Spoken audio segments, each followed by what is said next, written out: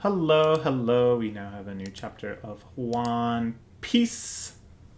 Okay, sure. A nice, lovely development in the grand family reuniting of Gang Bej. We now have their family growing a little more as Lola finally gets her man.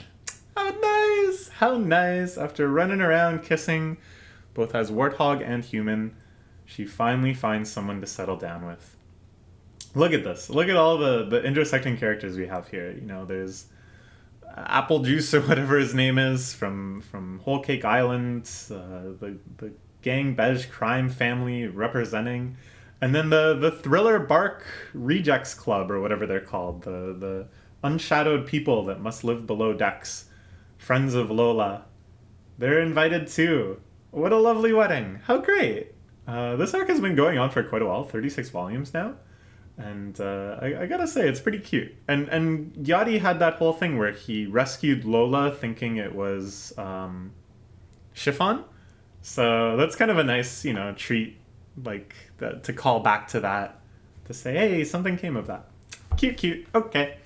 Let's get into the chapter itself. So we're back in Wano, mainland. In the flower capital, people are cheering, celebrating, partying. It's the Grand Fire Festival. Sure. Here in the flower capital, the lone place that flourishes in Wano, the smiles of the people cover up the fears and pressures that lurk behind them. So here we see some fire dancer doing a performance. They're able to survive because of the furtive belief that the country would be saved by the Kozuki samurai one day. A legend that seemed plausible enough to support their faith. I really like this big kind of lantern float thing. Really impressive. All of these party shots are great, but it makes me worried. Aren't they spoiling the future party? Aren't we going to have a legendary party unmatched by any scene in One Piece before, once Kaido is finally ousted and the country can return to glory? I was looking forward to that. I thought we would have chapter after chapter of party. So to see this little mini party first, no. Is that a bad sign? That they wouldn't spoil the party if there was to be the mega party? I don't know. I'm getting paranoid. Whatever. Here we see, this is the carpenter that was training Frankie down in the bottom middle panel. Nice callback. I remember his nails in his nose.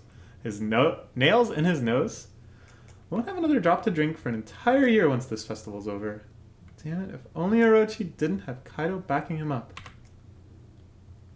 I think the Kozuki clan's battle is happening right now. They recruited warriors all over the world to help. They went to Onigashima and sliced up Orochi and Kaido and raised hell. Today's the day when everyone can speak their dreams aloud, but that's not even a dream. That's it. That's real. And here's the old lady and man from the smiling village. Their minds have long been diseased. They can only smile and laugh. But today is a day where they can smile and laugh legitimately, as they take in the clear, cold, fresh water and the sweet-smelling air. No one will be executed today. It's the best day of the year. Orochi will be back. But for now, sing, dance, enjoy yourself, for today is the Fire Festival. A lovely, lovely shot. But again, it's like, these were the images I was waiting to see at the end of the arc. So it makes me wonder, how is this arc really going to end? I don't know. I really like thinking about stories on that kind of meta level. I could see maybe why people don't, because you can kind of just craft your own spoilers by thinking too hard. And, I don't want to get spoiled. If someone was like, oh, I'll just tell you how the arc ends, I wouldn't want to know. But it is kind of satisfying to kind of puzzle out, all right, well, what story is Oda trying to tell here? Okay. So here, that was Queen. It really is a plague.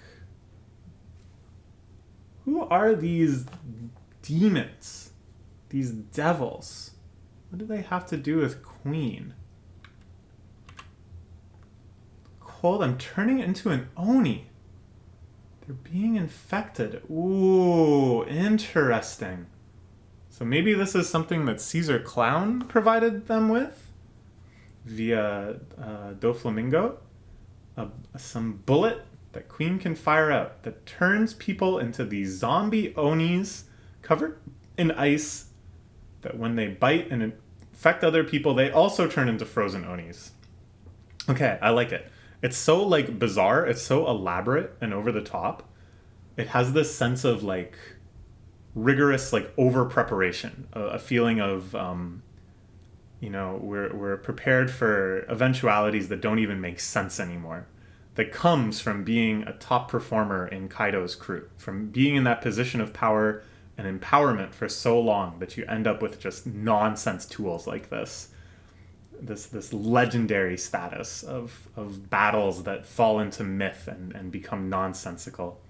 Okay, meanwhile, Luffy is just slamming his way upstairs as quickly as possible. I love this little diagram. Just anything to kind of keep all of the different fights happening simultaneously cohesive. So way up in the rooftop, of course, is where the samurai are fighting Kaido. And then basically throughout the whole rest of the building, it's just fight, fight, fight, fight, fight. Sanji's here too. Whoa, look at this guy. He's got a gorilla fist. His whole fist is just one gorilla. What the heck? I love it. way back at the start of this arc. Oh my gosh, how long ago was that now? When we were first encountering the smile fruits. And there was the guy with the lion in his tummy and stuff, and Speed, who basically just acted like a real deer. I really like this idea of like sort of zone fruits that were kind of just weird and didn't have like any of the dignity we associate with the transforming zones.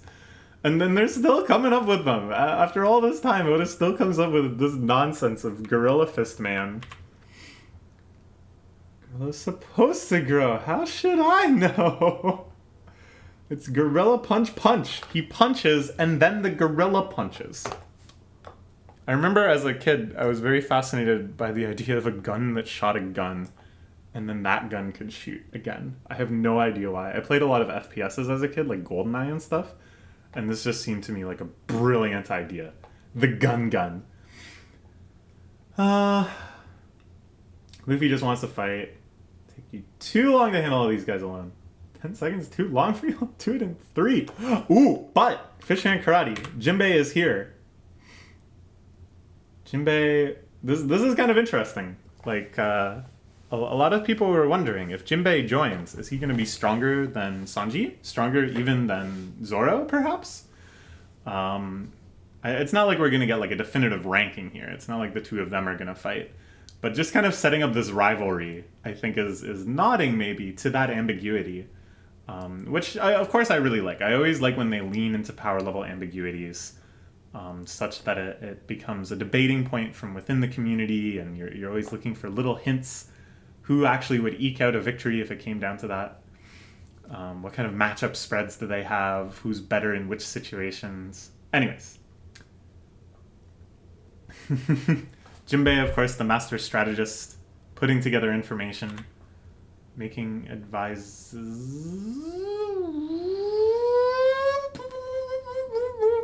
What is this? Oh my gosh, what is this? I absolutely love it. Is this another one of the Topo Robi? Every time I say it, I doubt. I doubt myself. I doubt I remember what it's called. So they have some sort of spy cat power.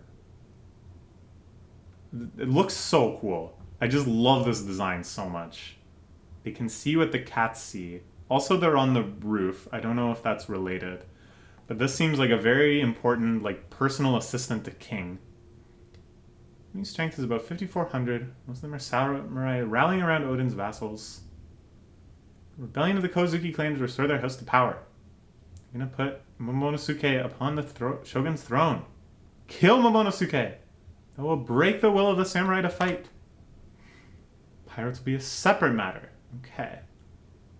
So, meanwhile, Shinobu is running off with Momonosuke. This is this fishman guy, kind of looks like Hody or whatever. One of the Kaido troops. Sure, big explosion. Shinobu really being a hero here. But bunch of arrows. She takes them in the back. Just big axe person. Is that what a shogun would do? Whoa! But stepping in, young Master Yamato. He's here. He thinks he's Odin. He's got a big club like Kaido. It's the best of both worlds. Taking on this big armored division led up by that fishman person. A whole lot of gifters here, a whole lot of real creepy designs. And we're gonna see, how strong is Yamato? Like this big dwarf-looking guy? Another amazing character design, by the way. All of these are just fantastic. Look at the friggin' hedgehog man. Look at the stupid-ass grin on his face. It's just perfect. But yeah, like, I imagine that they sent out a pretty tough squad to go after Momonosuke. Maybe one that, like, really counters Shinobu in the way that Shinobu fights. But let's see. How strong is Yamato?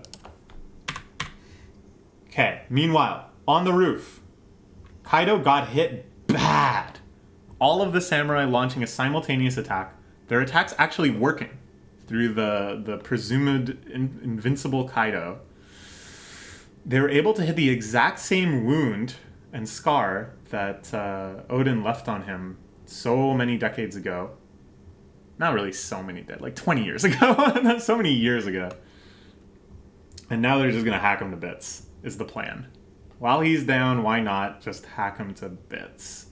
I really don't think it's over. I'm going to be amazed if they manage to beat the big boss of not just this arc, but the entire saga going back as far as Punk Hazard.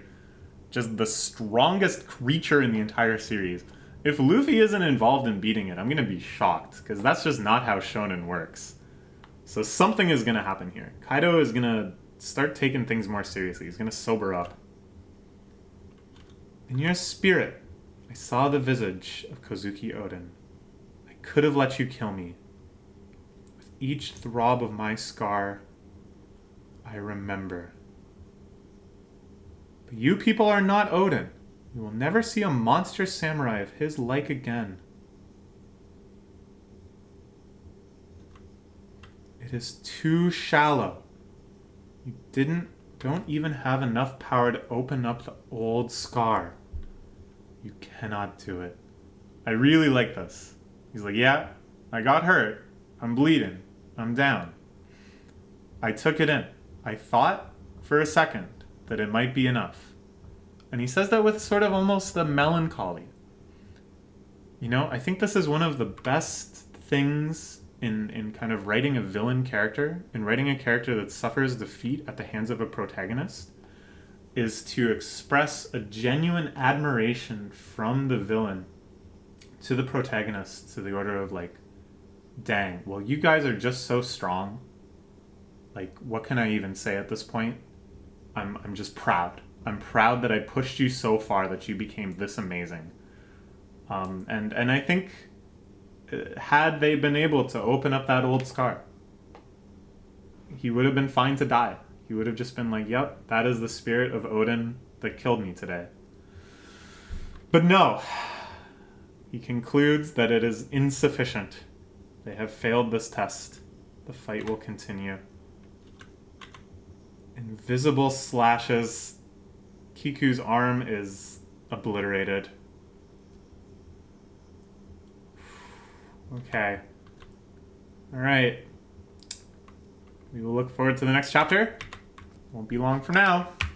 Good times, good times.